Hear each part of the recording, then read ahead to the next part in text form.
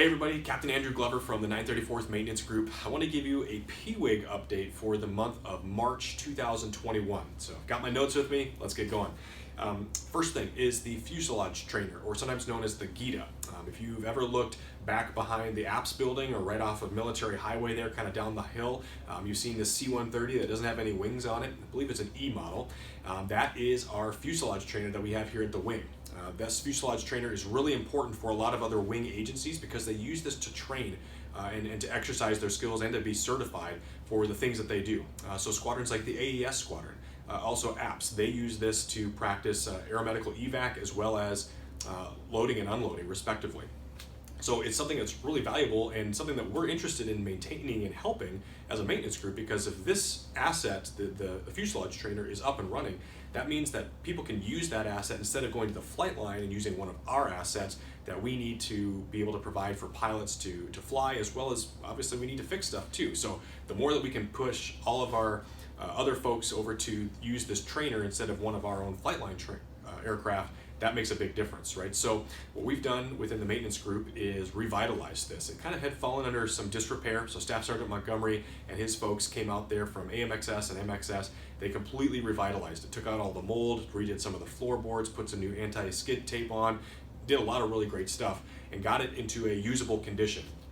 What's really exciting is that this fuselage is actually going to be modified even further by the 502nd Trainer Development Squadron. This is a squadron down in San Antonio, Texas, and that's all they do is take old fuselages and modify them for training purposes, specifically for aeromedical evac. So these folks are going to come up, we're not exactly sure when, but they're going to be coming up here to Minneapolis. The bill's already been paid for, and they're going to be installing HVAC, they're going to be repainting, they're going to be installing new hydraulic components for the rear ramp, they're going to be putting lights and smoke generators and cameras and speakers and all sorts of stuff that helps AES get the training that they need. So that's a really great thing, and we really want to support them. We don't know when they're going to be coming up yet. We're still kind of waiting on the travel restrictions to be lifted for COVID. But once we know that, we'll be in a great, we're already in a great position to have them come up and do their modifications. So really good news there. We're kind of in a holding pattern, but we're at a great point for supporting the rest of the wing. And this is another great example of how maintenance helps affect not only our flyers, but also other people in the wing who have very important jobs to help make the mission happen. All right, the next thing I want to chat about, one of the projects we're working on within the PIWG is aircraft availability. So a couple months ago, Colonel Rose said, hey, is there any way that we can improve our aircraft availability? And the reason for that is because obviously as aircraft fly, they break, and we want to be able to provide aircraft to our pilots so that they can fly and be trained and be ready to go to war. The more aircraft that we have that are not broke, the better the chance we have of providing those aircraft to our pilots. So one of the things that we're looking at is there a way that we can improve or increase the amount of aircraft that are not broke at any given time? That just gives our schedulers a lot more flexibility, right? We can move aircraft around a lot easier. We can have a higher chance of successfully executing the flying hour program overall, which is one of our goals in the maintenance group. So we're looking at two specific things at this point to help increase aircraft availability. The first one is our repeat recur rate, and the second thing is our ISO process. So for the repeat recur rate, we've gotten together and really analyzed all of our repeat recurs over the past about 3 years or so. After that analysis, we developed a couple of ways forward, right? We realized that maybe there's some inexperience that we have in some specific technical areas. There might be some TO changes we need to have. There might need to be some courses just in how do we use the TO properly, and how do you reference different parts of the TO, because let's face it, it's a really big document, and just by reading one line here, if you don't understand the background text prior to what you've read, you might miss something that's really important. So we're putting together those types of classes, whether it's troubleshooting classes, TO usage classes.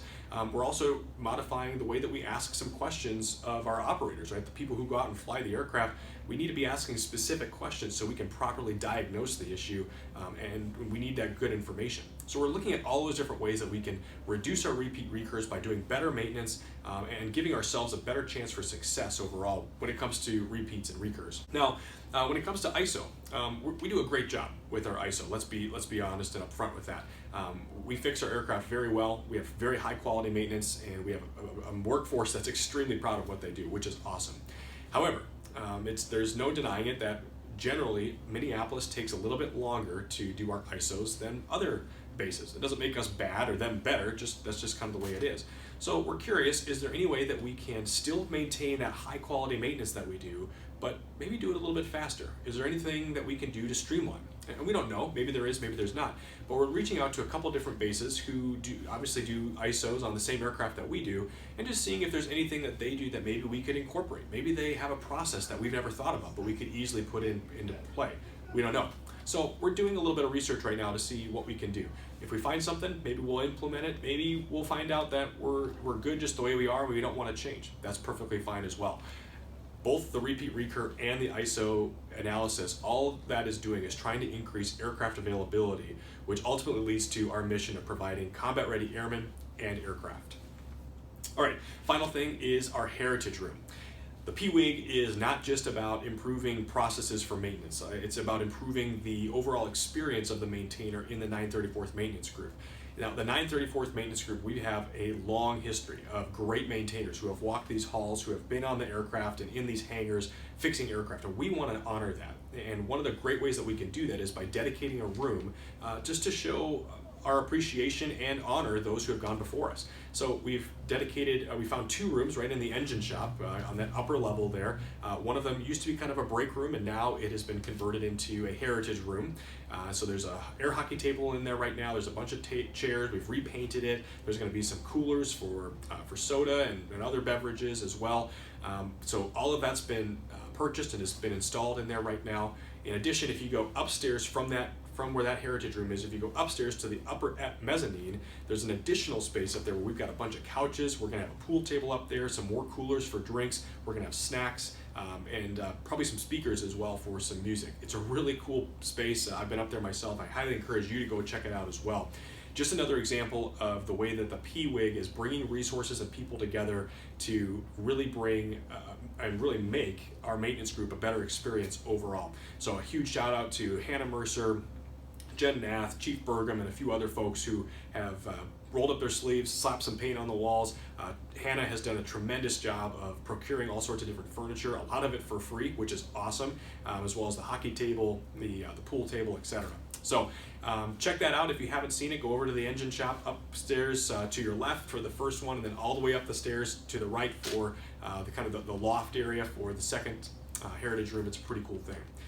All right, that's it for the PIWG updates. We're doing a lot of things to try to make the maintenance group better. If you have an idea, if you have an innovative idea, a way that we could be doing something better, whether it's maintenance related, maybe it's morale related, maybe it's a process or administratively something that we could be doing better, please let me know.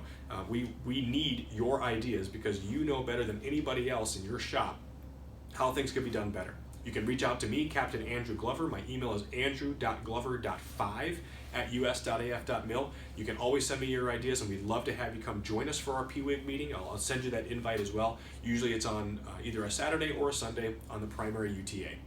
That's it for this update. Have a great one. We'll catch you in April.